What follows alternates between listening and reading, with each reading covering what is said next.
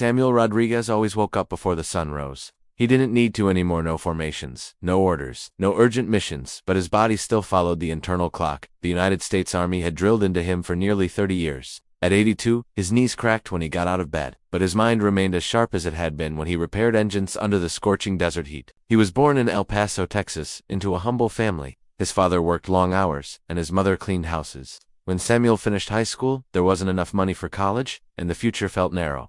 The day he saw a recruitment poster, he didn't think about war or medals. He thought about stability, helping his family, and becoming someone useful. It was a promise of a different life, a way to build something solid from the dust of his circumstances.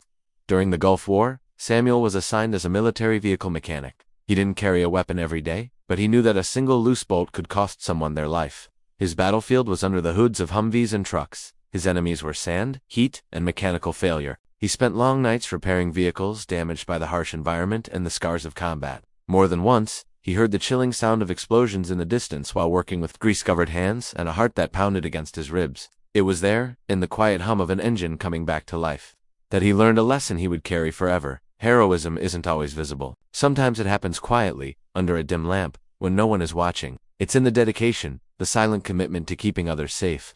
After decades of service, Samuel retired with modest honors and a small pension. He sought a quiet life and moved to Tucson, Arizona, searching for a place where the climate reminded him without the violence of the deserts he had survived. He lived alone in a small, tidy apartment, decorated with only a few treasured items. An old, faded photograph of his unit, their faces young and full of hope. A precisely folded American flag encased in a wooden box.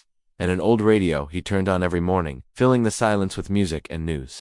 Loneliness didn't scare him, but it weighed on him like the heavy desert air. Some days, memories returned without warning, sharp and vivid. The faces of fallen comrades, names he saw engraved on plaques, the endless, grinding, sleepless nights filled with worry. The past was a ghost that walked beside him. To keep his mind busy and his hands occupied, Samuel began working in an abandoned community garden near his building. The soil was hard, almost hostile, packed down from years of neglect. But that felt familiar. It was a challenge he understood. Every morning, with a patience honed by years of military discipline, he tilled the earth and watered the thirsty ground. He worked with a steady, unhurried rhythm. Little by little, the neighbors began to notice. A patch of dirt was slowly transforming into an oasis of green. Some stopped just to say hello. Their curiosity piqued. Others, seeing the first sprouts push through the soil, thanked him for bringing life back to a forgotten space. The garden was becoming more than just a plot of land. It was becoming a point of connection. One afternoon, a young man appeared at the edge of the garden. His name was Marcus, a veteran recently returned from a mission in the Middle East. He was only 25, yet he carried a weariness that seemed far beyond his years, a shadow in his eyes that Samuel recognized all too well. He sat on the low brick wall, just watching, saying nothing. Samuel didn't break his rhythm. He continued pulling weeds, then asked without looking up, "Did you serve?" Marcus just nodded, his gaze fixed on the ground. "And now, I don't know who I am," he replied, his voice barely a whisper. The words hung in the air, heavy with unspoken pain.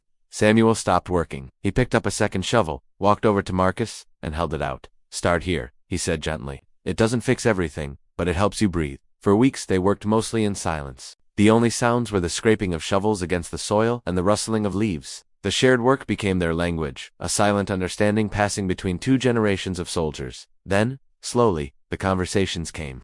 Marcus started to speak about the fear, the guilt, and the profound difficulty of returning to a world where no one understands what you've seen, a world that moves on while a part of you is still stuck in the sand. Samuel didn't offer advice or platitudes. He simply listened. He knew that listening was also a form of service, a way of shouldering a burden with someone. He provided a safe space for Marcus to unpack the weight he carried. In time, the garden flourished. It filled with bright red tomatoes, spicy peppers, towering sunflowers that turned their faces to the sun, and the fresh scent of mint. But the greatest transformation wasn't in the soil, it was in Marcus. The haunted look in his eyes began to fade, replaced by a steady gaze. His voice grew more confident. He started to talk about the future, to make plans, to see a path forward. The garden had given him a new mission. One day, as they were packing up their tools, Marcus turned to Samuel. "You saved me," he said, his voice thick with emotion. Samuel just shook his head, a small smile on his face. "No, you did the work. I was just here." Years later, Samuel passed away peacefully in his apartment. The neighbors, the community he had quietly built, came together. They placed a small, simple plaque in the garden that had become the heart of their neighborhood. It read, "In honor of Samuel Rodríguez, veteran and servant of his community." And so, even after his passing, Samuel's legacy continued. He taught a final profound lesson. Serving a country doesn't always mean fighting on a battlefield. It can also mean caring for the earth, listening to a soul in pain, and quietly helping others find the strength to grow again. If you or someone you know is a veteran struggling with their mental health, please know you are not alone. Resources like the Veterans Crisis Line are available 24/7. You can call or text 988, then press 1. Reaching out is a sign of strength. Thank you for watching.